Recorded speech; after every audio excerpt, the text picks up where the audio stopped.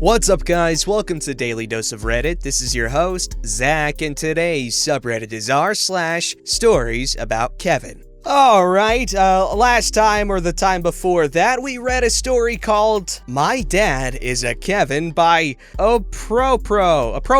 Ha, that's appropriate.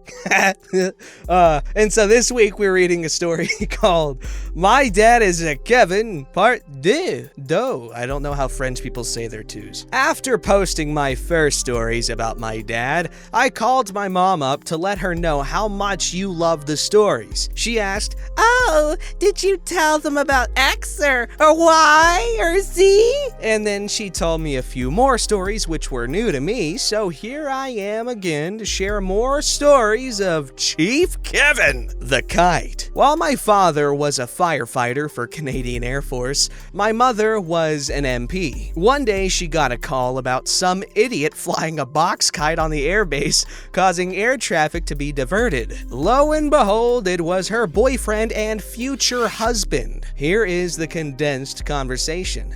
"Kevin, what the heck are you doing?" "Look, OP's mom, I finally got the box kite to fly." That's Canadian to me. "Kevin, we're on a freaking airfield. Get that kite down right this instant or so help me." Dad wasn't in trouble because they knew he was gonna get a stern talking to from Mom when she got home. A dog walks into a mess one night. My parents had a husky before they had kids. This dog, we'll call him Togo, was a very, very good boy. But because he was a husky, he was noisy, stubborn as hell, and could follow his nose better than Toucan Sam. That sentence was art. One day, Dad brought Mom outside to show that Togo could be trusted off the leash and off lead because he trained him to recall at the sound of their Jeep horn. To demonstrate, he let him off lead to roam around, and sure enough, he began to return at the sound of the Jeep horn. That is, until he smelt something in the air. Not just anything. Steak. AAA Alberta beef steak. Coming from the officer's mess. Togo took off like a bolt of lightning, let himself into the mess, put his front paws on the first table he got to, even though he knew it was a no-no at home, and began to sing for his supper. My dad had to ask permission to enter the mess to retrieve his dog, unwilling to leave until he got some steak. My dad, the horse whisperer. My mother convinced my dad that horses in trailers can hear you if you are driving behind them. She assured him she was an expert on horses because she rode them as a child and into her teens. Every time they were driving behind a horse trailer, my dad would whistle to the horses and Mom would double down by saying, "Look, Kevin, its ears just twitched. That means it heard you." Chef Kevin. When my mother was pregnant, she had friends visiting one day, and my dad wanted to make snacks for all of them. He didn't need help. He wanted Mom to sit back and be able to entertain her guests while he made blubbery muffins. Just from a premix, not hard at all. He went into the living room not long after with the mixing bowl and said, "I'm just about to put the batter in the tins to back, but I just need to check if this is the right consistency." "It is. Why is your hand in the batter?" "Because the directions said to mix by hand." At least he washed his hands first. Remember when I said my dad crashed every vehicle he's owned? While in Germany, my dad forced my mom to see a couples counselor because she was being possessive and controlling when it came to their kids. The counselor told my mother that she needed to learn to co-parent with her husband and trust that he has the ability to care for us. After all, we were his children too. So she relented and let my dad take my older brother on a bike ride. Just a pedal bike with a kid seat on the back. No need for helmets because it's just a safe, easy bike ride.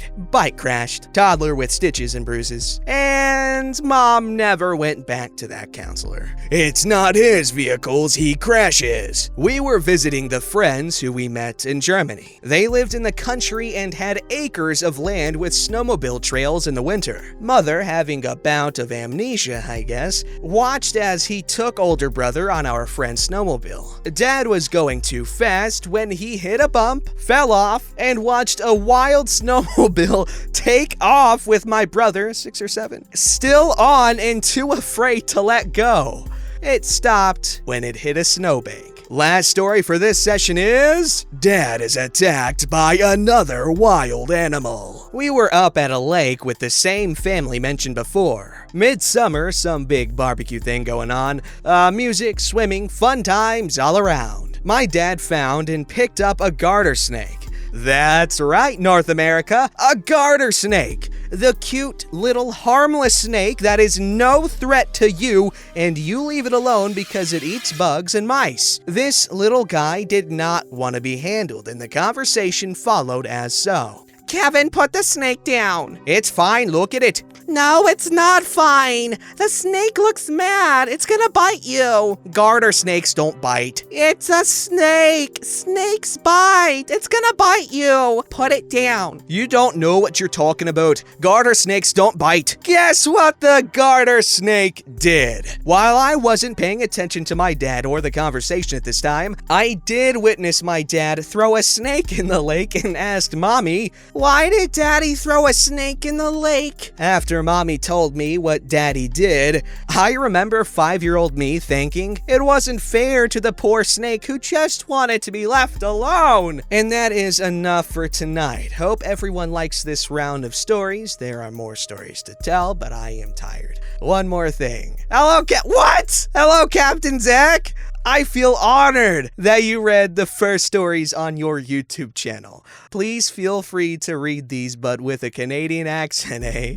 Ooh, wow. Okay, well, I did attempt a Canadian accent with your dad. Wow. Thank you so much for adding that last bit. That made my freaking day. My freaking week. My whole gosh darn month. I am happy to read your stories. These are freaking hilarious. You are a really good writer, and thank you again. Also, your dad's charmingly dummy-headed. This story's called My Actual Childhood Kevin. This is my first actual Reddit post. Been a lurker for some time, but I really wanted to share this. So feel free to flame me. Wow, I love alliteration. That was good. So feel free to flame me about formatting errors and such. Oh my god, there was 4! Also obligatory, English is not my first language, etc. No teal deer because it's mostly a list of stuff. Oh, side note from the captain here. I have a lot of energy in case you can't tell. I don't know why. I didn't drink Coke. I just had a smoothie, so chill. It's not my fault. There's no caffeine here. Back when I was just a little boy, just shy around the age of 5 or so, there was a Kevin in my neighborhood. He was almost twice my age, 13 or 14 or so. He was around for just a short time, after which he moved away for some reason. So I don't have many things, but I followed him around my neighborhood for just a few afternoons. It's been a while, so I only remember a few things, but boy, do I remember them clearly. He used to pick up cigarette butts and smoke them. Only the filter was left on most of those. He claimed that was the best part. When I told him that smoking is bad for you, he claimed that he is immune because his lung is black. He once stole a bottle of deodorant from a nearby convenience store, sat himself inside a bush, and proceeded to do the thing one does when he has a bottle of deodorant in one hand and a lighter in the other. Oh boy. He frequently stole lighters from the nearby convenience store. I have no idea how he never got caught, but apparently he was good at stealing. We both had a PS1 baller. He wanted to come over to play some games as his PlayStation was broken and wouldn't let him play his games. He brought over a few discs of violent games, and almost all of the discs were completely scratched. After about an hour of trying to get them to work by repeatedly trying to start the console, he had the the bright idea to put the discs into the freezer, as that would somehow fix the issue. See, you laugh at that, but we used to do some really freaking desperate crap to fix a disc, okay? Like the whole toothpaste thing, there were so many different solutions that we tried. None of them ever worked, but we always tried. I went over to his flat once. His mother was morbidly obese and a chain smoker.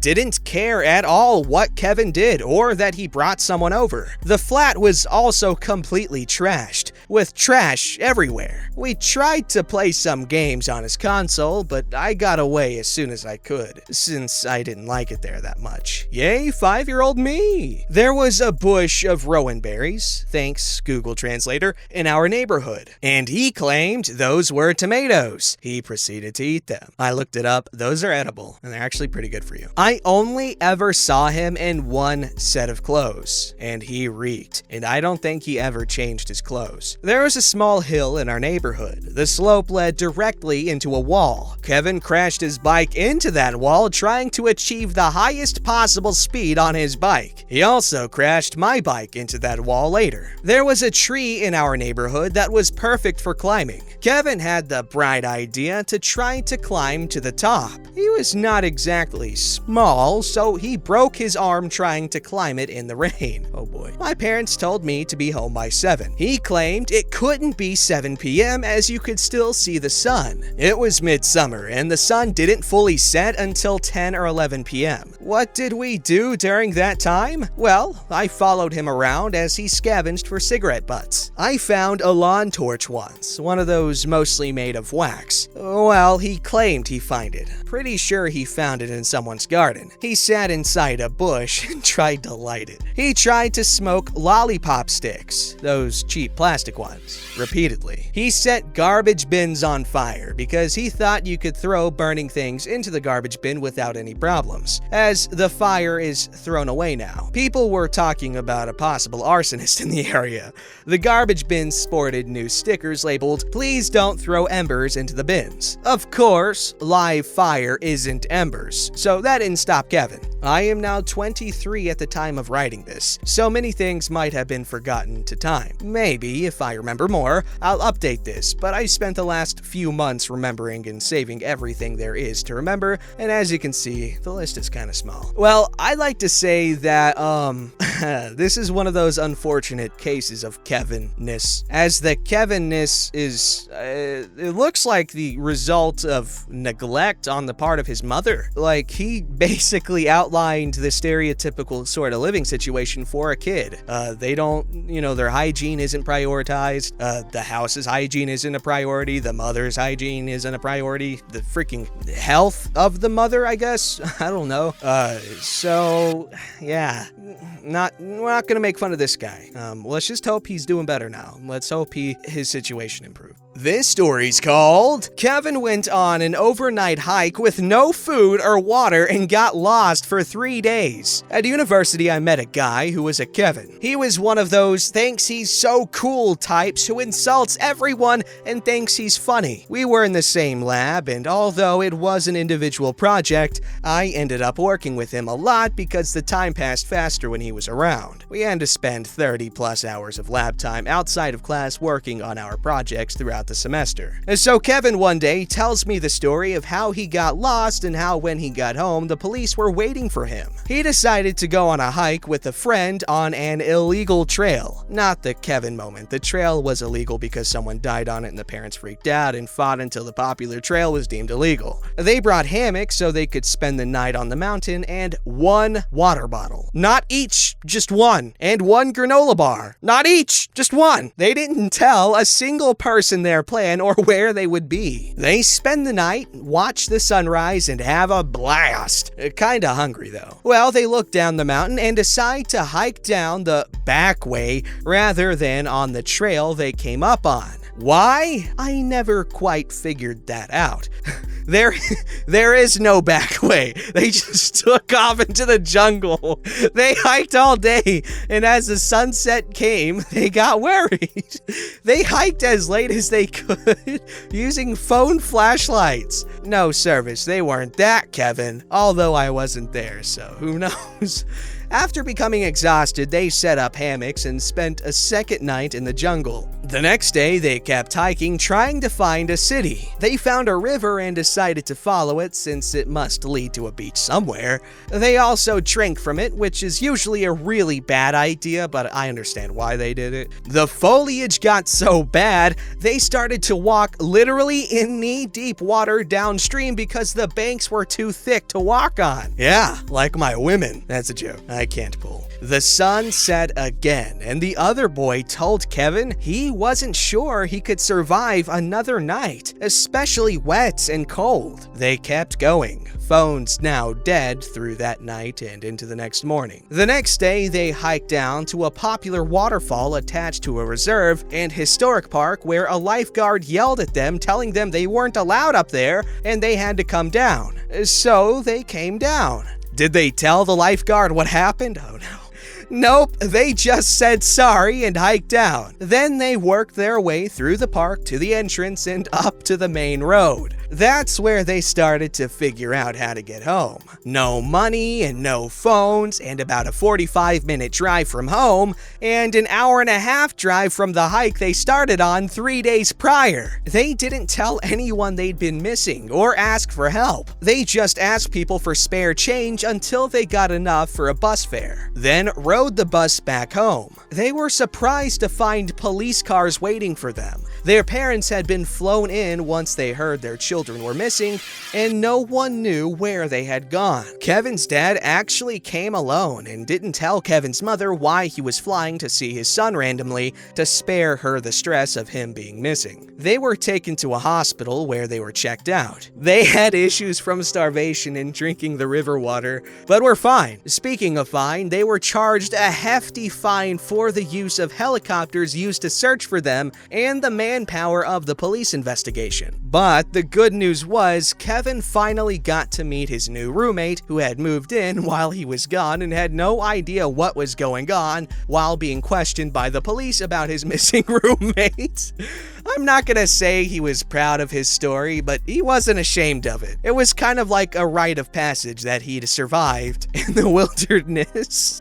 That's so freaking funny. They went the back way, but there was no freaking back way. Oh my god, that's so freaking stupid. I just love imagining how nonchalant these kids are. Holy, just casually wading through a river. And they find other people and they're just like, okay, sorry, you have any spare change? Come on. This story's called Kavina the Nanny Gets Locked Out. When we hired Kavina the Nanny, previously featured here and here, we of course gave her a key to the front door. But she ended up going through our garage pretty much all of the time, because we had a convenient keyless entry pad, and that was where we kept our stroller, and we had a bench for shoes there. One day, she called in a panic, saying the garage door was broken and she couldn't get in. Thankfully, I was working from home, so I just went over to the front door and let her in. Now, the power to the garage door opener can be shut off by a wall switch. To ensure nobody flips the switch off by accident, I had put a cover over it. So I went to the garage and sure enough, the cover was missing and the switch was off. I flipped it on and asked her about it, and she suddenly remembered that she bumped the cover off by accident and didn't think it was important. Then I asked if she could check her keyring, because I wanted to make sure she could use the front door in the future. Okay, she said, but I'm sure I don't have a front door key. I remember. See, this is my own apartment key, my car key, my mailbox key, and I have no idea what this other one is. That looks like our front door key. Let's try it. Of course, it was. Aw, it's so cute. I mean, but obviously ditziness should be concerning at some point. That's cute. Don't forget to like, subscribe, and hit that bell to never miss an episode.